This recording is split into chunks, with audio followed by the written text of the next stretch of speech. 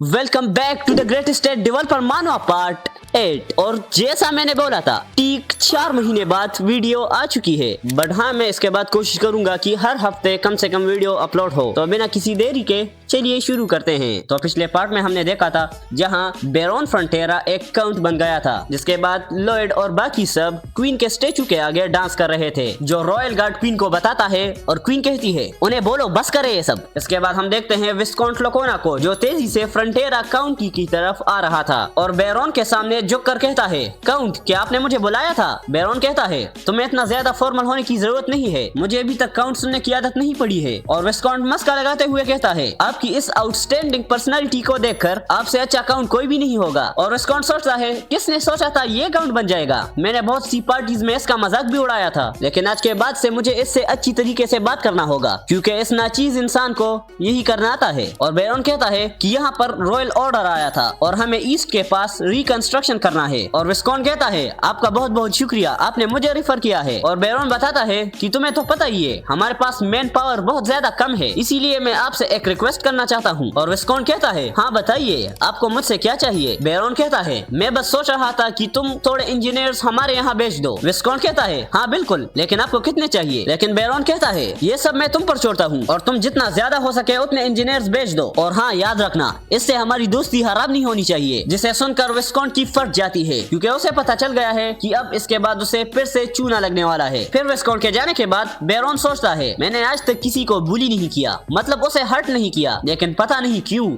आज मजा आ रहा है। फिर हम बेरन और लॉयड को देखते हैं, जहां बेरन कहता है बिल्डिंग 101 और 102 के एडमिशन हो चुके हैं, जिस पर सिस्टम लॉयड को बताता है कि तुमने एक मोन्यूमेंटल कंस्ट्रक्शन को अचीव किया है, जिस पर उसे 700 आरपी मिलती है, जिसे देखकर लॉयड बड़ा खुश होता है। तभी हम उन्हीं अपार्टमेंट्स में एक फैमिली को देखते हैं, जहाँ एक औरत अपने हस्बैंड से कहती है यहाँ आओ और खाना खा लो, लेकिन वो आदमी कहता है तुम खा लो, मुझे नहीं खाना, मैं बहुत ज्यादा शुक्रगुजार हूँ। पहले मैं एक फार्मर था जिससे मैं अपने परिवार के लिए बहुत कुछ कर पाता था, लेकिन अब मुझे किसी और पर डिपेंड होना पड़ता है। लेकिन कब तक? मैं कब तक कैसे जीता रहूंगा? तभी बाहर से आवाज आती है कि मास्टर लॉयड आ चुके हैं। और हम लॉयड को देखते हैं जिसे सारे रिफ्यूजीज ने घेर लिया होता है, और वो कहते हैं मास्टर लॉयड हम आपका कैसे शुक्रिया कर सकते हैं, आपने हमारी बहुत ज्यादा मदद की है। और लॉयड हंसते हुए कहता है अरे शुक्रिया कहने की कोई जरूरत नहीं है, आप सब ठीक है, यही मेरे लिए काफी है। और वो हर एक रिफ्यूजीज को अच्छे से मस्का लगाता है, मैं आप सबसे बहुत प्यार करता हूँ, आप सबका बहुत शुक्रिया कि आप सब ने खाना खा लिया है। और पीछे जेवियर उसे कर सोचता है मैं ये फील कर सकता हूँ, लगता है ये उनसे कुछ लेने वाला है। तभी वहाँ पर सोल्जर्स टेबल्स और एप्लीकेशन फॉर्म्स रख देते हैं, और लॉयड कहता है अभी वक्त आ चुका है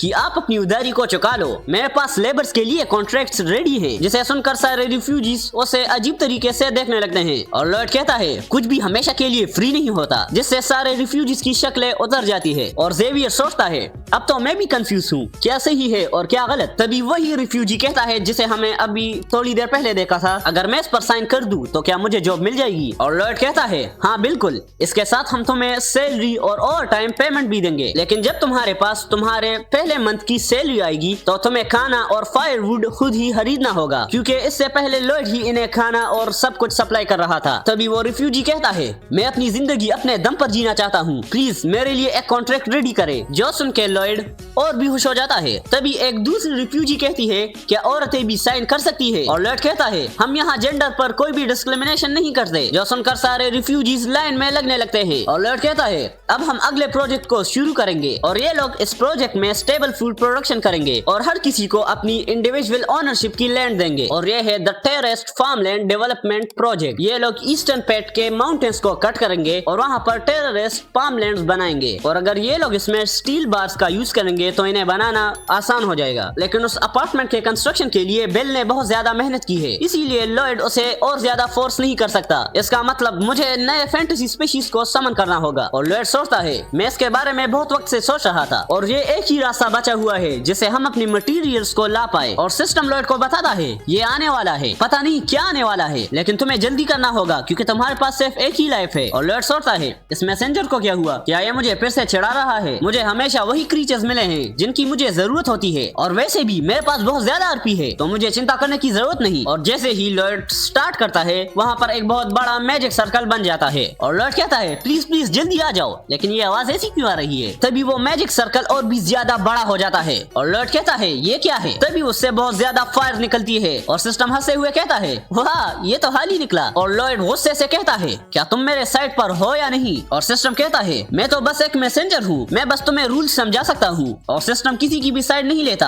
और लॉयड कहता है अपनी ये बकवास बंद करो, तुमने मुझे पहले जो भी क्रीचर्स दिए हैं उनकी मुझे हमेशा जरूरत होती है। जिसे सुनकर सिस्टम हंसने लगता है। लॉयड को बहुत ज्यादा गुस्सा आता है और सिस्टम और भी तेजी से हंसने लगता है। और सिस्टम कहता है तुम तो बहुत बेवकूफ हो, लगता है अभी तक तुम्हें कुछ समझ नहीं आया है। जुए में भी पहले यही होता है, पहले वो तुम्हें बहुत ज्यादा बार जिताएंगे और तुम्हें लगेगा कि तुम आगे भी ऐसे ही जीतने वाले हो। और लॉयड गुस्से से कहता है तुम तो एक फ्रॉड हो, मैं तुम्हें जान से मार दूंगा। और सिस्टम कहता है क्या तुमने ये सोचा कि इस दुनिया में जीना बहुत आसान है, अपनी लाइफ को इतना इजी मत लो। और लॉयड इस लॉजिक को एक्सेप्ट कर देता है। बट आगे सिस्टम बताता है क्या पता आगे कुछ अच्छा आ जाए, जिसे देखकर लॉयड खुश हो जाता है। और जैसे ही लॉयड फिर से स्टार्ट करता है वहाँ एक बहुत बड़ा धमाका हो जाता है, जिस पर लॉयड गुस्से से सिस्टम को मारने लगता है। और सिस्टम कहता है एक सेकंड रुक जाओ, मेरी बात सुनो, तुम्हें हमेशा 3 बार ट्राई करना चाहिए। जिस पर लॉयड फिर से खुश हो जाता है और वो फिर से स्टार्ट करता है। और लॉयड जल्दी से छिप जाता है। तुम्हें क्या लगा तुम मुझे 3 बार बेवकूफ बना लोगे, अब तुम बेवकूफ बन जाओगे। तभी हम देखते हैं उस मैजिक सर्कल से एक बहुत बड़ा मॉन्स्टर समन हो जाता है, जो लॉयड को खाने के लिए उसके पीछे पड़ जाता है। और लॉयड भागते भागते जेवियर के पास जाता है, उसे उठाता है और जेवियर नींद में ही उस मॉन्स्टर को काट डालता है। इसके बाद हम लॉयड को देखते हैं जो बहुत ही ज्यादा थक गया होता है। और सिस्टम कहता है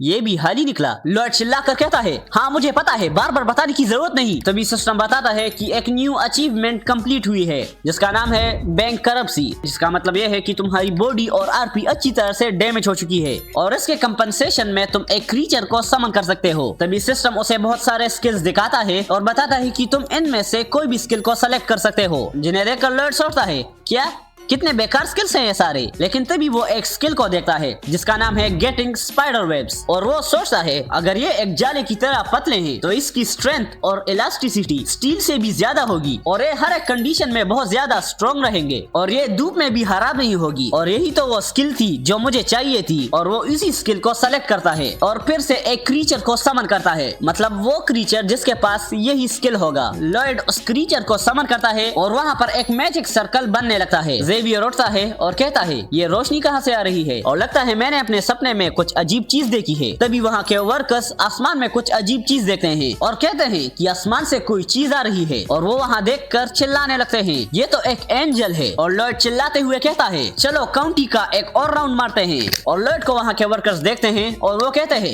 ये तो मास्टर लॉयड है और उनके पास एक समनिंग क्रीचर है और जो उड़ सकता है। मास्टर लॉयड तो बहुत ज्यादा ग्रेट है। और लॉयड सोचता है मुझे तो लगा था यहाँ से एक स्पाइडर आएगा, लेकिन मैं ये देखकर शॉक हो गया था कि वहाँ से एक पैरट निकला। तभी वहाँ के वर्कर्स फिर से चिल्लाने लगते हैं और कहते हैं वो देखो वो लॉयड है, वो कितने कमाल के हैं, हमें आप पर भरोसा है मास्टर लॉयड। और यहाँ लॉयड सोचता है ऐसा करने से मेरे फॉलोअर्स के अंदर मेरे लिए लॉयल्टी बढ़ रही है और इस एडवर्टाइजमेंट के बाद वो मेरे लिए और भी ज्यादा मेहनत करेंगे और भी ज्यादा टैक्स देंगे। और इस स्पीशी का नाम गूमिंग है जिसका स्किल है स्पाइडर वेब्स। और गूमिंग अपने स्पाइडर वेब्स को अपने स्पाइडरमैन के बैकपैक से निकालता है और लॉयड ने इसे अपने माना स्किल से फाड़ने की कोशिश की है, लेकिन ये इतना ज्यादा स्ट्रॉन्ग है कि ये थोड़ा सा ही स्ट्रेच हुआ था। इसकी क्वालिटी तो परफेक्ट है। चलो गूमिंग हम जमीन पर लैंड करते हैं, हम स्पाइडर वेब्स के साथ एक नेट को बनाएंगे। तभी गूमिंग जमीन पर तेजी से जाने लगती है और लॉयड कहता है गूमिंग रुक जाओ, तुम ये क्या कर रही हो। तभी गूमिंग लॉयड को जमीन पर फेंक देता है और लॉयड कहता है ओए तुम क्या कर रहे हो। और गूमिंग कहता है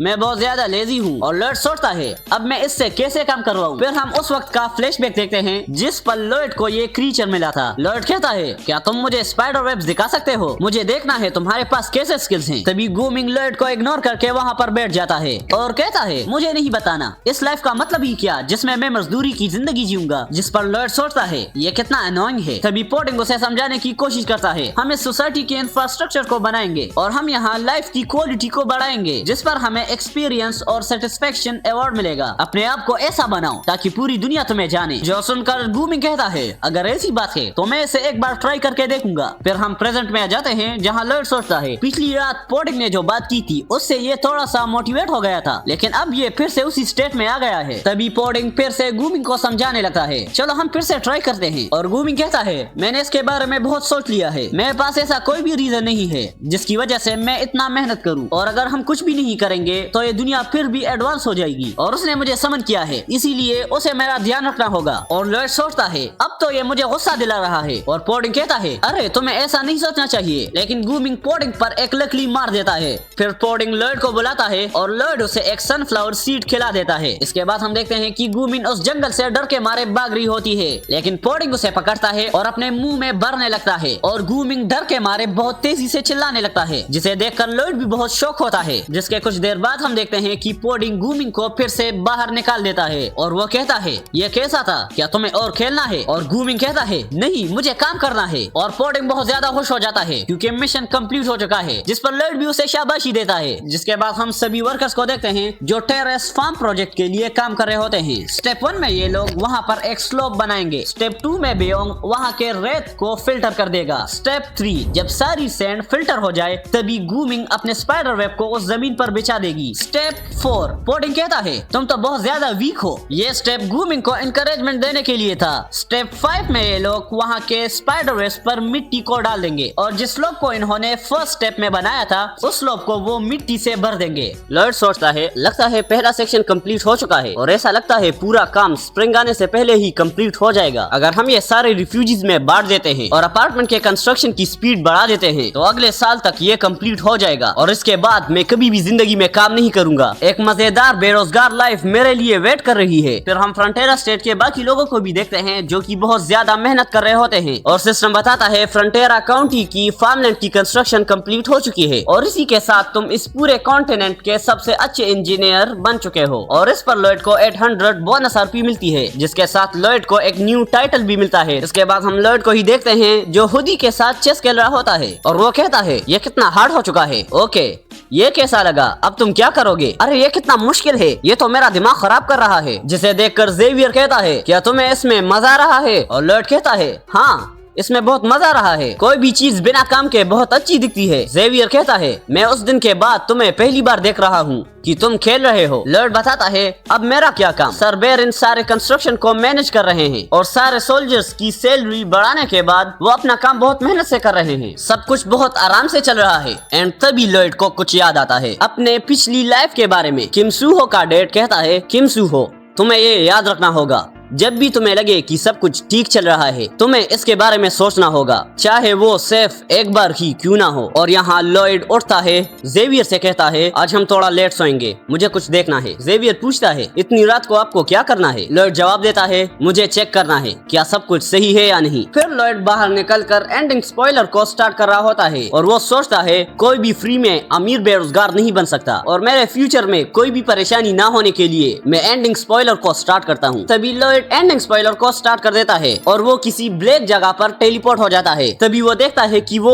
अपने ही रूम में है, और जेवियर को देखता है जो फ्यूचर लॉयड को सीपीआर दे रहा था। और लॉयड सोचता है आखिर ये कर क्या रहा है, क्या ये मुझे मसाज दे रहा है? लेकिन ये तो माना सर्कल है, और ये माना सर्कल के साथ क्या कर रहा है? और प्रेजेंट लॉयड जेवियर से कहता है रुक जाओ, ये तुम क्या कर रहे हो? क्या तुम्हें मेरी बात सुनाई दे रही है? तभी लॉयड वहाँ अपने फ्यूचर वर्जन को देखकर शॉक हो जाता है, और वो सोचता है मैं ऐसा क्यों दिख रहा हूँ? यह दूसरा एंडिंग स्पॉइलर है जिसमें मैं मर रहा हूँ। और फ्यूचर लॉयड कहता है रुक जाओ जेवियर, तुम्हें पता है ये काम नहीं करने वाला, तुम जिंदा रहो और सबको जला दो। और प्रेजेंट लॉयड सोचता है आखिर ये किस बारे में बात कर रहा है? फ्यूचर लॉयड कहता है मैं ही हूँ, मैं ही इस काउंट का असली। और जेवियर लॉयड की बात काटते हुए कहता है वो तुम ही हो, तुम एक हीरो हो जिसने मेरे सेकंड होम को बचाया है, और तुमने यहाँ के सारे रिफ्यूजीज को भी बचाया है। ऐसे ही मैं पूरी दुनिया को तुम्हारे बारे में बताऊंगा। और देखते ही देखते लॉयड की वहाँ पर मौत हो जाती है, जिसके मरने पर उसके सारे क्रीचर्स भी एग्जिस्टेंस से इरेज हो जाते हैं, जिसे देखकर हमारा प्रेजेंट लॉयड शॉक हो जाता है, और वो सोचता है मैंने खुद को पहले भी ऐसे मरते हुए देखा है, मुझे परेशान होना नहीं चाहिए और इसके बारे में सोचना चाहिए। जेवियर का लुक भी ज्यादा चेंज नहीं हुआ है, मतलब ये सब थोड़े वक्त बाद ही आने वाला है, और मुझे देखकर ऐसा लगता है मुझे डिहाइड्रेशन हुई है। लेकिन इसका रीजन क्या है? क्या ये स्प्रिंग में होने वाला है? और हम फ्यूचर जेवियर को देखते हैं जो सारे फ्रंटेरा काउंटी के लोगों के पास जा रहा होता है जो सभी मर चुके हैं, और लॉयड भी सोचता है जेवियर को छोड़कर यहाँ सभी मर चुके हैं, क्या जेवियर इन इन सबको जलाने वाला है। ओ मुझे अभी पता चला। तो इससे पहले मेरा फ्यूचर वर्जन इसी के बारे में बात कर रहा था कि सारी बॉडीज को जला दो। लेकिन इस बीमारी का रीजन क्या हो सकता है? मुझे बीमारियों के बारे में क्या पता है? मैं दूसरी दुनिया से आया हुआ एक डॉक्टर भी नहीं हूँ। क्या मैं इन सबको रोक भी सकता हूँ? तभी जेवियर कहता है, मास्टर लॉयड, नहीं, जो भी तुम हो, तुम्हारे आखिरी अल्फाज ये थे कि मैं ये कहूँ उस खाली चीज को याद करो। और तभी लॉयड एंडिंग स्पॉइलर से बाहर आ जाता है और वो सोचता है खाली चीज को याद करो, ये कैसे आखिरी अल्फाज हैं? पता नहीं क्यों ये मैसेज स्क्रिप्टेड है। इसका मतलब जो लॉयड अभी मर चुका है, लगता है उसने पहले ही एंडिंग स्पॉइलर को एक्सपीरियंस कर लिया है। क्या पता वो मैसेज मेरे लिए है जो एंडिंग स्पॉइलर को देखने के लिए अब आया है। इस मैसेज का हिंट क्या है? ऐसा लगता है मुझे इस बीमारी के बारे में पता है। अगर ऐसा है तो मैं इसका सोल्यूशन निकाल सकता हूँ। हाली हाली, आखिर क्या है ये हाली? एक एपिडेमिक जिसमें सभी लोग मर जाते हैं। तभी लॉयड रुक जाता है। ये सही है, लगता है सारे फजल के पीसेस आपस में जोड़ रहे हैं। मेरा फ्यूचर वर्जन तो जीनियस है। इसके अगले दिन हम देखते हैं नाइट बेरन को, जो लॉयड से कहता है, क्या तुम क्रेमो के लोगों के बारे में बात कर रहे हो? लॉयड बताता है, हाँ बिल्कुल, मुझे जितना ज्यादा हो सके उतने प्रोफेशनल्स चाहिए। बेरन कहता है, मुझे लगता है इसके लिए लेबर कॉस्ट भी बहुत ज्यादा होगा। जिस पर लॉयड बताता है, इसमें कोई भी हेल्पिंग नहीं है। काउंट क्रेमो को वहाँ के लोगों को यहाँ भेजना ही होगा क्योंकि हमारे लोग यहाँ कल्टीवेशन करने में बिजी है। हमारे सोल्जर्स और ऑर्क्स भी अपार्टमेंट बनाने में बिजी है। तभी लॉयड अपने एक टाइटल को यूज करता है,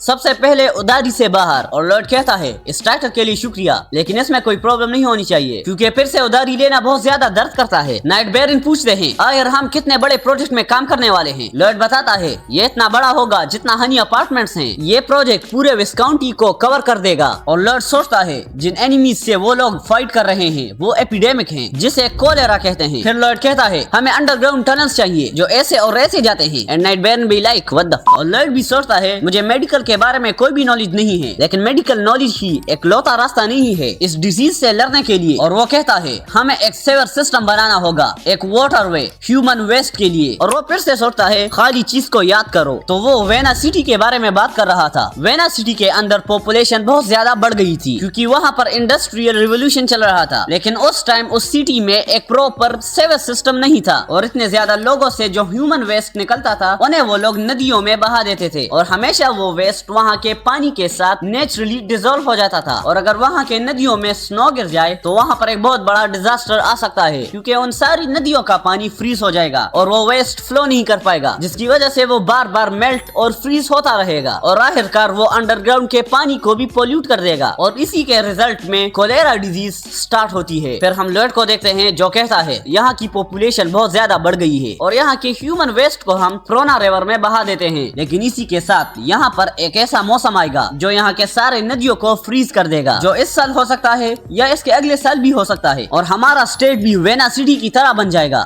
जब भी मैं रिलैक्स करता हूँ मुझे बहुत ज्यादा काम करना पड़ता है, लेकिन तुम देखते जाओ, अगर यह बीमारी की जगह एक डीमन भी होता तब भी मैं अपने ड्रीम की बीच किसी को भी नहीं लाता। मैंने अपने ड्रीम के लिए बहुत ज्यादा उधारी ली है जो मेरे फ्यूचर के लिए बहुत डेंजरस हो सकता है। ये कितना अच्छा होता कि मैं सिर्फ बाहर आने वाले लेबर्स को ही सैलरी देता, लेकिन जब मैं इनके रहने और वापस जाने के बजट के बारे में सोचता हूँ तो ये मुझे अंदर से खा जाता है। तभी हम एक और को देखते हैं जो ऑफिसर ग्रेग को देख रहा होता है और वो कहता है, ये फूल मैंने तुम्हारे लिए लाए हैं लेकिन ये तुम्हारे सामने फीके पड़ रहे हैं। जब से इस स्टेट में तुम आई हो तब से मेरा दिल बहुत तेजी से धक धक कर रहा है। जिसे सुनकर वो लड़की हंसने लगती है, तुम कितने फनी हो, और ये बहुत क्रिंज था। जिसे देखकर वो ऑर्क वॉरियर बहुत ज्यादा गुस्सा हो जाता है। तभी एक सोल्जर ऑफिसर ग्रेग को बुलाता है कि नाइट बेरन आपको ढूंढ रहे हैं। ऑफिसर ग्रेग कहता है, उनसे बोल दो मैं आ रहा हूँ। तभी वो ऑर्क ऑफिसर ग्रेग को बुलाता है, तुम ऐसा कैसे कर सकते हो? ऑफिसर ग्रेग कहता है, तुम ये क्या कह रहे हो? वो ऑर्क चिल्ला कर कहता है, तुम ऐसा कैसे कर सकते हो कि तुम्हारे पास इमिली पहले से ही है? ऑफिसर ग्रेग पूछता है, तुम किस बारे में बात कर रहे हो? तभी वो ऑर्क ऑफिसर ग्रेग पर हमला कर देता है, लेकिन ऑफिसर ग्रेग उसे एक ही पंच में गिरा देता है। तो अब सारे फ्रंटियरा स्टेट के सोल्जर्स माना को कंट्रोल कर सकते हैं क्योंकि इतना सारा काम और ट्रेनिंग करने से वो बहुत ज्यादा स्ट्रॉन्ग हो चुके हैं। लेकिन वो अपनी पूरी पावर्स के साथ सिर्फ शोलिंग ही करते हैं और हम देखते हैं ऑफिसर ग्रेग और वो वॉरियर लड़ने के पोजीशन में आ जाते हैं और जैसे ही वो एक दूसरे पर हमला करने वाले होते हैं वहाँ पर बहुत तेजी से नाइट बेरन आ जाता है और वो कहता है, तुम दोनों तो बहुत ज्यादा स्लो हो। ग्रेग, तुम यहाँ पर क्या कर रहे हो? मैंने तुम्हें आने के लिए कहा था। तुम अब एक काम के ट्रिप पर जा रहे हो, जाके अपना सामान पैक कर लो। मैं तुम्हें इसीलिए भेज रहा हूँ क्योंकि मुझे तुम पर भरोसा है।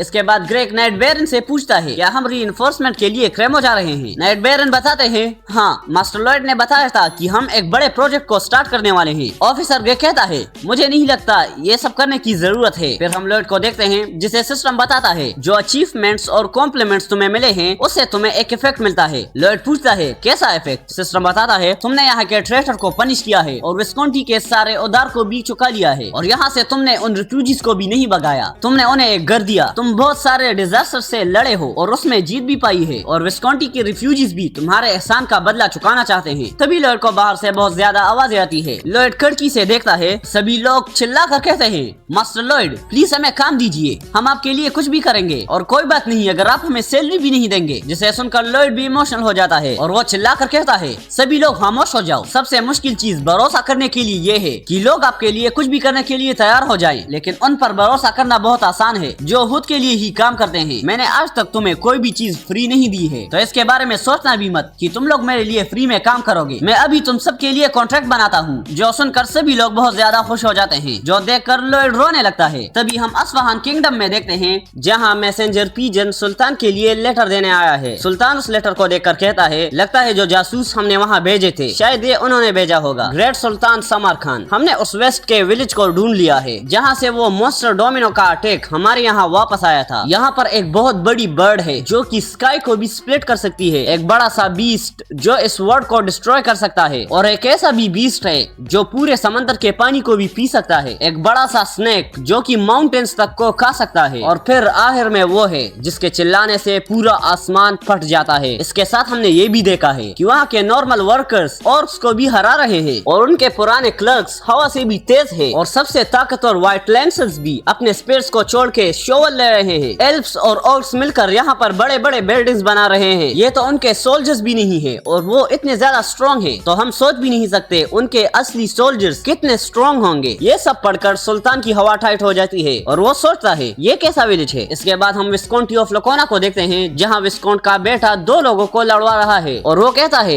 एक दूसरे को पूरी ताकत से पंच करो। और तुम रुक क्यों गए, क्या तुम्हें अपनी बीवी और बच्चे को भूखे मरते देखना है। जिसके बाद वो दोनों सोल्जर्स ना चाहते हुए भी एक दूसरे को मारने लगते हैं। विस्कॉन्ट का बेटा कहता है मैं यही कह रहा था, मुझे मजा आ रहा है, मुझे भी इसमें मजा आ रहा है। तभी विस्कॉन्ट का बेटा लॉयड को देखता है और उसकी फट जाती है। लॉयड कहता है तुम ऐसे एक्ट क्यों कर रहे हो जैसे तुम मुझसे डर रहे हो और ये लोग कौन है। विस्कॉन्ट का बेटा कहता है ये मेरे घर के सर्वेंट्स है। लॉयड कहता है अपने पास पावर रहना अच्छी बात है और उसका तुम थोड़ा मजा उठा सकते हो। क्या मैंने सही कहा है ना, मुझे भी ज्वाइन होने दो, मैं भी खेलना चाहता हूँ। विस्कॉन्ट का बेटा कहता है मैं ये नहीं कर सकता, मैं ऐसे कैसे तुम्हें उनसे लड़ने दूं। लॉयड कहता है लगता है तुम बहुत बेवकूफ हो, मैं तुमसे लड़ने के लिए कह रहा था ना कि उनसे। जिसे सुनकर विस्कॉन्ट का बेटा बहुत ज्यादा डर जाता है और लॉयड कहता है मैं तुमसे नहीं लड़ने वाला, ये तुमसे लड़ने वाला है। और जेवियर अपना ऑरा स्वॉर्ड निकालता है, ये काउंट का ऑर्डर है इसीलिए मेरे पास और कोई चॉइस नहीं है, यहाँ जल्दी आ जाओ। विस्कॉन्ट का बेटा कहता है अरे रुक जाओ, तुम्हारे पास तो एक स्वॉर्ड है। लॉयड कहता है तुम उसे रोकने के लिए क्यों बोल रहे हो, अगर ये तुम्हें सही नहीं लग रहा है तो तुम भी एक स्वॉर्ड ले सकते हो। और विस्कॉन्ट का बेटा डिएगो कहता है मुझे स्वॉर्ड से कोई भी प्रॉब्लम नहीं है, मुझे बस जाने दो। एंड लॉयड कहता है मुझे लगता है तुम स्वॉर्ड मास्टर को देखकर डर रहे हो तो तुम मेरे साथ लड़ सकते हो। जिसके बाद डिएगो बहुत ज्यादा डर जाता है और लॉयड उसे बहुत कूटता है। लॉयड कहता है मैं ये डॉक्यूमेंट लिख रहा हूँ, इसकी वजह से तुम स्कूल वापस जा पाओगे, अच्छा हुआ मैं ये काम आज ही कर दूं। और डिएगो कहता है प्लीज ऐसा मत करना। और लॉयड कहता है तुम लोगों को हमेशा मना क्यों करते हो, मैं काउंट का बेटा हूँ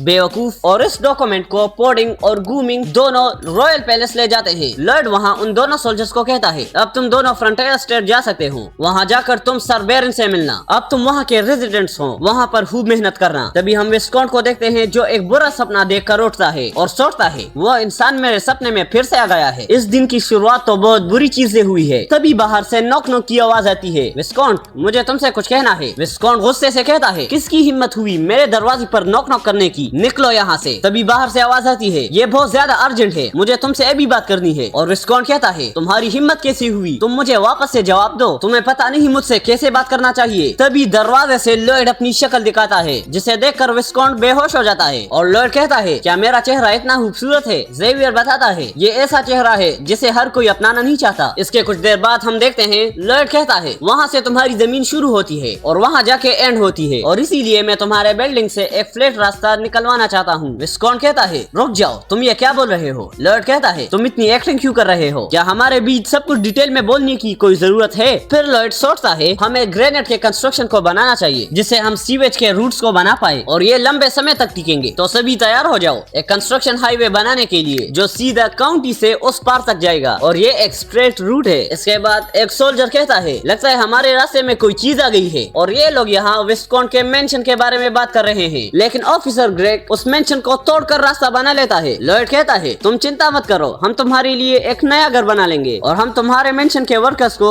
हमारे मेंशन में भेज देंगे जिसके बदले में मैं तुम्हें एक ऐसा इंसान दूंगा जो तुम्हारी मदद करेगा। इसके बाद हम विस्कॉन के नए घर को देखते हैं जहाँ लॉयड ने उसके साथ मालिका को रखा था। मालिका विस्कॉन से कहती है क्या तुम्हें कोई चीज चाहिए? विस्कॉन कहता है नहीं, मुझे बस सब्सक्राइब चाहिए। हाईवे बनाने के लिए जो हम ग्रेनेड ट्रांसपोर्ट कर रहे हैं उसके सुपरविजन का काम सर बेरन देख लेंगे क्योंकि अब वो एक मास्टर लेवल तक आ चुके हैं और हमारे कंस्ट्रक्शन के लिए हमें माउंटेन्स को कट करना भी ज्यादा मुश्किल नहीं था क्योंकि हमारे पास बहुत बड़े बड़े मॉन्स्टर्स हैं जो कि लेबर का काम बहुत अच्छे से करते हैं और अपार्टमेंट कंस्ट्रक्शन का चार्ज एल्फ्स ले चुके हैं क्योंकि वो एक ही चीज को रिपीट करते हुए उसमें बहुत अच्छे हो चुके हैं। फिर हम लॉयड को देखते हैं जो सोचता है यहाँ पर प्रॉब्लम सिर्फ स्लज की है। फैक्ट्री से निकले हुए वेस्ट को स्लज कहते हैं। क्या मैं इंजीनियर से कहूँ वहाँ पर शोल से एक गड्ढा खोद दे, लेकिन मैं ऐसा नहीं कर सकता क्योंकि हमें और भी बहुत ज्यादा काम करना है और वो लोग वहाँ पॉइजन वाली गैस से बहुत ज्यादा परेशान हो जाएंगे। इसका सबसे अच्छा सोल्यूशन ये होगा कि हम उसे एक साथ जला दे, लेकिन यहाँ पर ऐसी कोई टेक्नोलॉजी है ही नहीं। लेकिन मैं, बेल और जेवियर मिलकर ये सब कर सकते हैं, लेकिन ये तो पागलपन होगा क्योंकि किसे पता अंदर क्या है। मैं कहाँ से एक स्लेव को ढूंढ सकता हूँ जिसे पता हो कि वो हीट को कैसे इस्तेमाल कर सकता है। एंड तभी लॉयड को एक आइडिया आता है और वो कहता है लगता है मेरे पास कोई ऐसा स्लेव है। इसके कुछ देर बाद हम देखते हैं लॉयड और जेवियर कोरगिडस के पास आए होते हैं और कोरगिडस कहता है तुम चाहते हो मैं तुम्हारे लिए एक आर्मर बनाऊं जो कि एलेंसिया ट्री के सेब से बना है, लेकिन ये चीज तुम्हें क्यों चाहिए? क्या तुम एक ड्रैगन को पकड़ने वाले हो? और लॉयड कहता है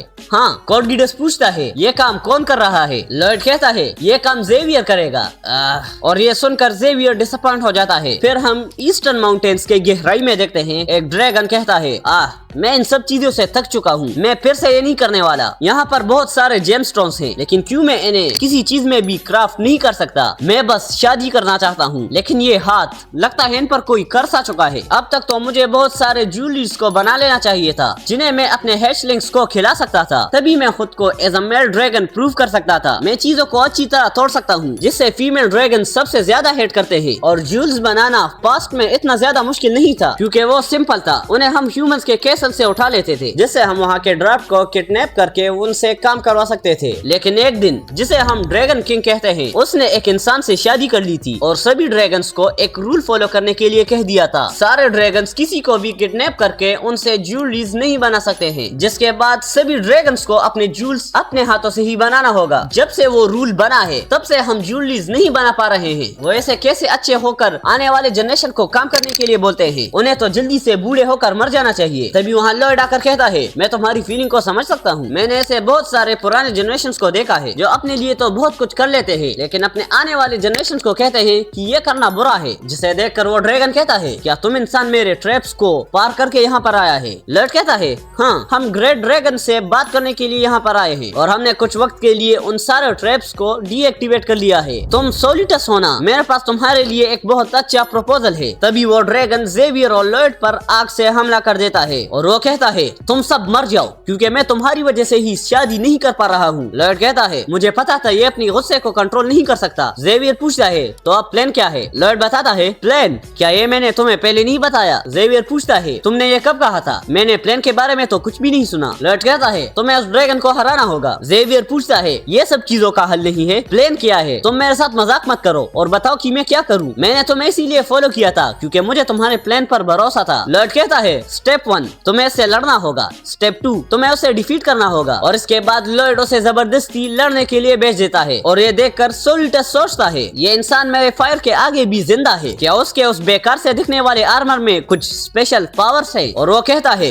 मुझे इससे बहुत ज्यादा गुस्सा आ रहा है, अगर यही बात है तो मैं तुम्हें क्रश कर दूंगा। पीछे से लॉयड चिल्लाकर कहता है तुम ये कर सकते हो जेवियर, और जेवियर अपना ऑरा स्वॉर्ड निकाल देता है। तभी सोलिटस भी जेवियर पर हमला कर देता है और जेवियर उसे डॉज कर लेता है और ये देखकर सोलिटस उस पर फिर से हमला करता है एंड जेवियर फिर से डॉज करता है। सोलिटस गुस्से से कहता है अब मुझे बहुत ज्यादा गुस्सा आ रहा है। जेवियर सोचता है अब मुझे लगता है मैं ये कर सकता हूँ। यहाँ लॉयड सोचता है यही हम उम्मीद कर सकते हैं क्योंकि नॉवल में जेवियर को उससे लड़ने में बहुत ज्यादा परेशानी हो रही थी, लेकिन लास्ट में जेवियर की ही जीत हुई थी। उस वक्त जेवियर की स्ट्रेंथ एक नॉर्मल स्वॉर्ड मास्टर की तरह थी और वो क्वीन और कायल से सिर्फ थोड़ा सा ही स्ट्रॉन्ग था, लेकिन अभी वो एक एवरेज स्वॉर्ड मास्टर से भी बहुत ज्यादा स्ट्रॉन्ग है। लेकिन अब वो एक एवरेज स्वॉर्ड मास्टर नहीं है, अब वो एक हाई स्वॉर्ड मास्टर बन चुका है। ऐसा हो ही नहीं सकता कि वो यंग सोलिटस को हरा ना पाए। सोलिटस सोचता है ये क्या था, क्या वो इंसान हवा में जंप कर रहा है? और जेवियर सोचता है ये कितना अच्छा है, मैं इस ब्लास्ट से हवा में तेजी से जा पा रहा हूँ। लॉयड भी सोचता है ये तो कमाल है, क्या उसने एल्फ्स के फुटवर्क को भी सीख लिया है और वो अपने माना से हवा में उड़ रहा है। वो सच में एक मैन कैरेक्टर है और वो कुछ भी कर सकता है। यहाँ जेवियर सोचता है अगर ये एक यंग ड्रैगन भी है फिर भी वो पूरे अर्थ के स्ट्रॉन्गेस्ट लोगों में से आता है, मैं इसे आसानी से डैमेज नहीं पहुंचा सकता। जिसके बाद जेवियर सोलिटस पर ऑरा ब्लास्ट का यूज करता है, जिसकी वजह से सोलिटस की बॉडी में एक छोटा सा होल हो जाता है और वो रोने लगता है। ओह इससे मुझे दर्द हो रहा है, बहुत ज्यादा दर्द। और जेवियर कहता है चलो फिर से लड़ता है, लेकिन सोलिटस बताता है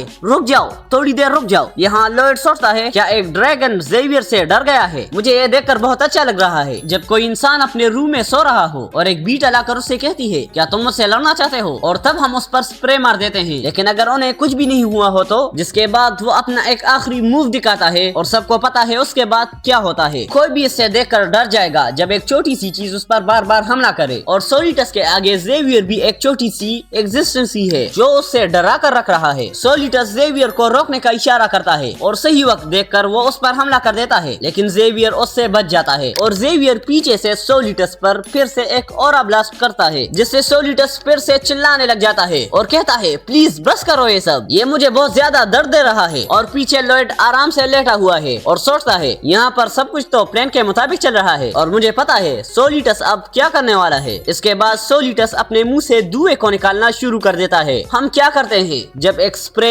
बीटल पर काम नहीं करती, वो खुद पर कंटिन्यूसली हमला कर देता है और वही अब सोलिटस कर रहा है और हम सब उसकी वजह से घर से भाग जाते हैं और सोलिटस भी वही कर रहा है और वो जाकर एक पत्थर के पीछे छुप जाता है। वो सोचता है अच्छा हुआ वो अब मुझे नहीं ढूंढ सकता, और जैसे ही वो खुद को टेलीपोर्ट करने की कोशिश कर रहा होता है उसका बिछाया हुआ ट्रैप उसी पर लग जाता है और वो सोचता है हाँ मुझे याद आया, मैंने एक टेलीपोर्टेशन ट्रैप को लगाया था, मैं कितना बेवकूफ था। तभी वहाँ लॉयड आकर कहता है मैं खुद को फिर से इंट्रोड्यूस करना चाहता हूँ, ओ ऑलमाइटी ड्रैगन सोलिटस, मैं काउंट फ्रंटेरा का बड़ा बेटा हूँ, लॉयड फ्रंटेरा। तभी सोलिटस कहता है तुम क्या कह रहे हो, मैं कोई ड्रैगन नहीं हूँ और मैं यहाँ क्या कर रहा हूँ, मुझे जल्दी से बाहर जाना होगा। और जेवियर सोलिटस पर फिर से हमला कर देता है और लॉयड कहता है एक ऑलमाइटी ड्रैगन के अलावा इस अटैक को कोई आम इंसान झेल नहीं पाता। सोलिटस कहता है ये तुम दोनों मेरे साथ क्या कर रहे हो, मुझे इसका रीजन जानना है। लॉयड बताता है मैंने तो पहले ही तुमसे कहा था, मैं यहाँ एक प्रपोजल लेकर आया हूँ। सोलिटस कहता है तो हम बात कर लेते थे, मुझे इतना पोक करना जरूरी नहीं था।